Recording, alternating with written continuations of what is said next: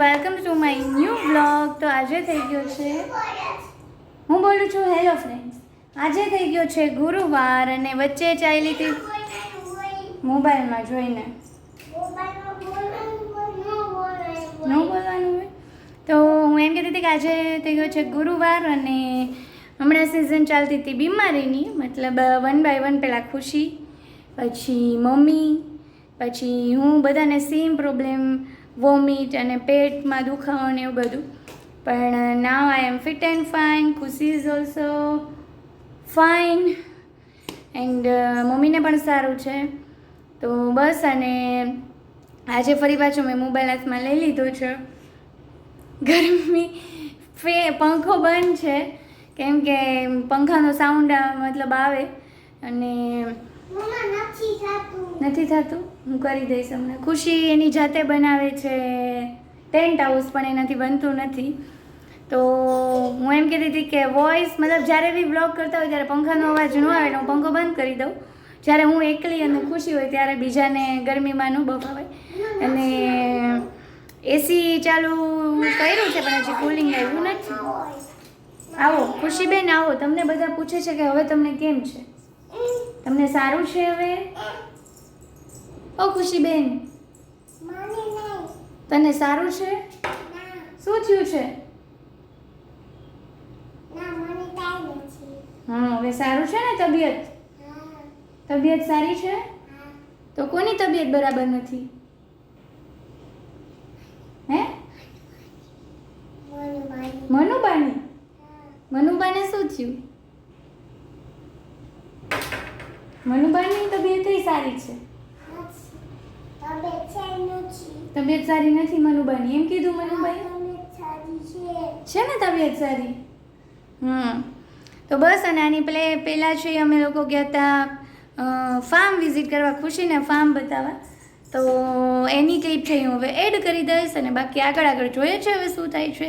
તો તમે વ્લોગમાં કન્ટિન્યુ રહેજો. તો આ અમે જતા હતા હવે ફાર્મ જોવા, અને રસ્તામાં મસ્ત ખેતરમાં છે એ લોકો કામ કરતા હતા, અને માંડવી પણ છે એ થોડીક મોટી છે એ થઈ ગઈ હતી.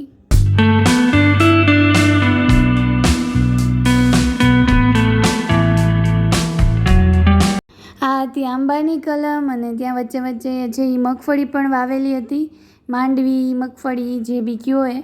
અને આવી રીતે કેડી અથવા તો ગાડીમાંથી છે એ થઈને અમારે જવાનું હતું. તો આ મસ્ત મજા આવતી હતી, એડવેન્ચર ફીલ થતું હતું.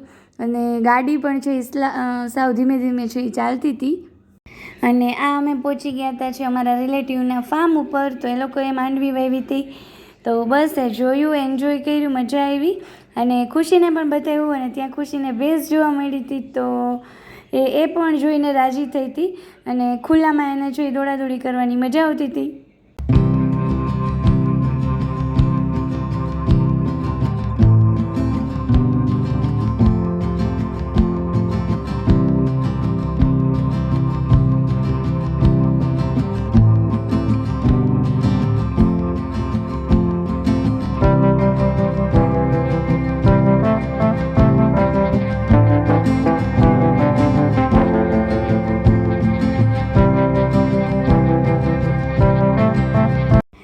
હવે અમે નીકળી ગયા હતા નેક્સ્ટ ફાર્મ ઉપર જવા માટે, અને ત્યાં છે એ વાવેલા હતા આંબા. અને ખુશીને એવું હતું કે મમ્મી મારે આંબાને છે એ પાણી પીવડાવવું છે. તો પછી અમે ત્યાં ગયા, થોડીક વાર માટે બેઠા, નેચર એન્જોય કર્યું, અને શાંતિથી, વરસાદ પણ નહોતો એટલે ઠંડો ઠંડો પવન છે એ એન્જોય કર્યો.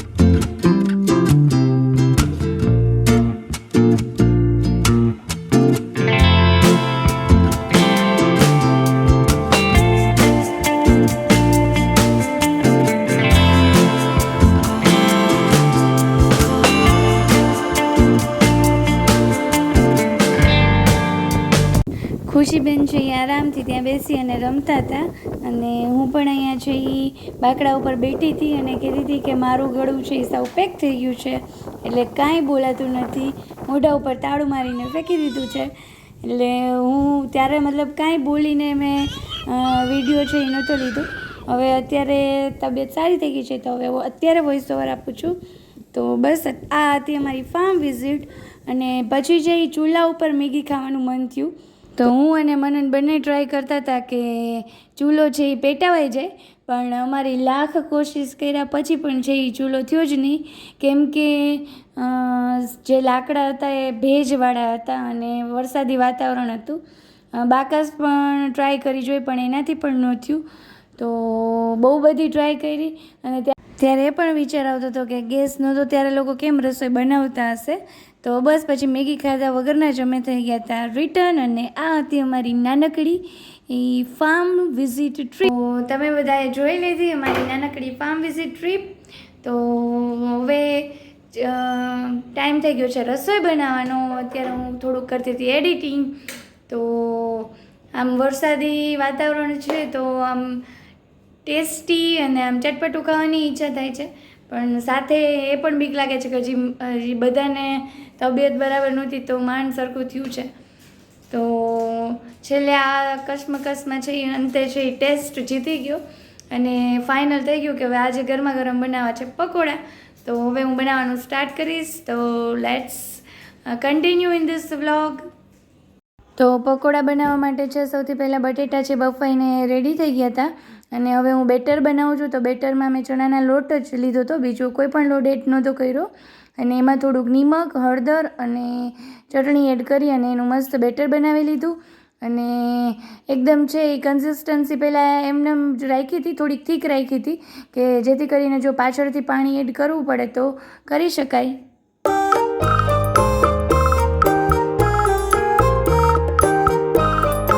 હવે હું બનાવું છું ખજૂર આંબલી અને ગોળની ચટણી.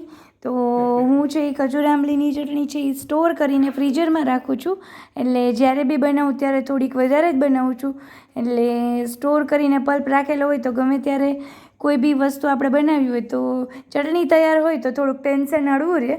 તો બસ મેં સૌથી પહેલાં આંબલી, પછી ખજૂર અને એમાં થોડુંક નિમક એડ કરી દીધું હતું અને પછી ગોળ એડ કરી અને 3-4 વિસલ વગાડી લઈશ.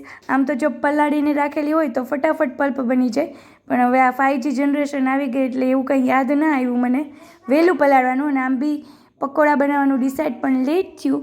તો એક બાજુ મૂકી દીધી હતી ચટણી અને અમારા બટેટા છે એ બફાઈને રેડી થઈ ગયા હતા. તો હવે હું એનો બનાવી લઈશ મસાલો.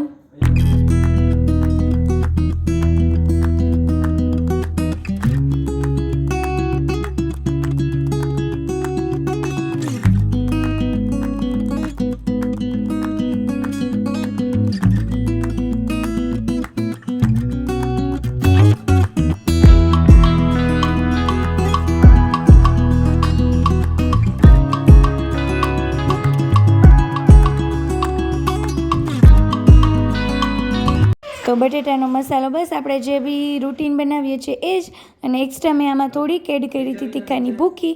એ સિવાય જે રૂટીનમાં આપણે બટેટાનો મસાલો બનાવતા હોય એને જે એડ કરીએ એ જ બધી વસ્તુ એડ કરી અને બનાવી લીધો તો મસાલો.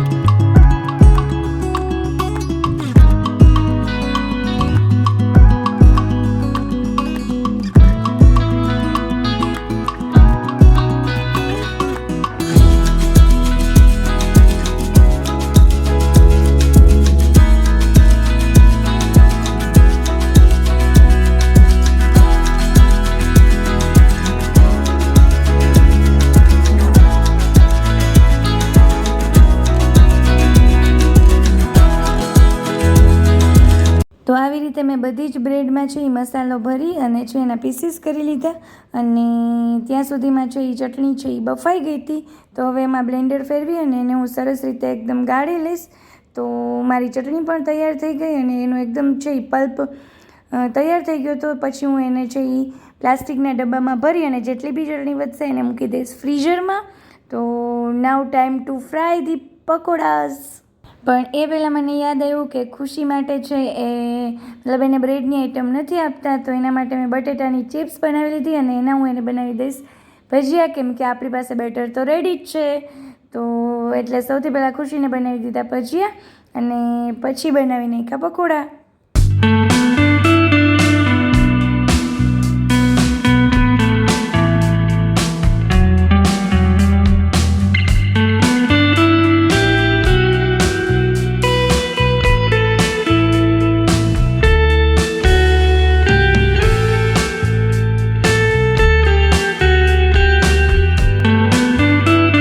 અને આ મેં જ્યારે પહેલાં 2 પકોડા ફ્રાય કર્યા ત્યારે જ મને લાગ્યું કે બેટર છે હજી થોડું થીક છે, તો એમાં થોડું પાણી એડ કરવું પડશે. તો સૌથી પહેલાં પછી મેં એમાં કરી દીધું થોડુંક પાણી એડ, કેમ કે ભજીયા માટે આટલું કન્સિસ્ટન્સીવાળું બેટર ચાલી જાય એવું હતું, પણ પકોડા માટે હજી થોડુંક પતલું જોતું હતું.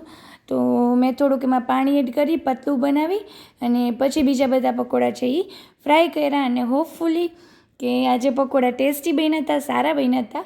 જેમ આની પહેલાં પણ મેં મારા ઘણા વિડીયોમાં કીધું છે કે રસોઈ છે, કુકિંગ એવી વસ્તુ છે કે જરૂરી નથી કે દર વખતે આપણે જે વસ્તુ જેવી જોઈતી હોય એવી જ બને. તો આની પહેલાં મેં ઢોસા બનાવ્યા હતા, તો જેવો જોઈતો તેવો ટેસ્ટ નહોતો આવ્યો, પણ આજે પકોડામાં સરસ ટેસ્ટ આવ્યો, બધાએ બહુ એન્જોય કરી. તો બનાવવાની મહેનત પણ વસૂલ અને બીજાને ટેસ્ટ ભાવે તો એનો આનંદ કંઈક અલગ જ હોય. અને આ ટેસ્ટી પકોડા સાથે હું મારા વ્લોગને અહીંયા કરું છું એન્ડ. જો તમને મારા આવા કુકિંગના વિડીયો, ટ્રાવેલિંગના વિડીયો અને બસ મારી રૂટીન લાઈફ જોવાની મજા આવતી હોય તો પ્લીઝ વિડીયોને શેર કરજો, લાઈક કરજો, કમેન્ટ કરીને જરૂર બતાવજો કે તમને પણ પકોડા કેવા લાગ્યા અને ફાર્મની વિઝિટ ગમી કે નહીં. અને જો હજી સુધી ચેનલને સબસ્ક્રાઈબ ના કરી હોય તો પ્લીઝ ચેનલને સબસ્ક્રાઈબ કરી દેજો. Thank you.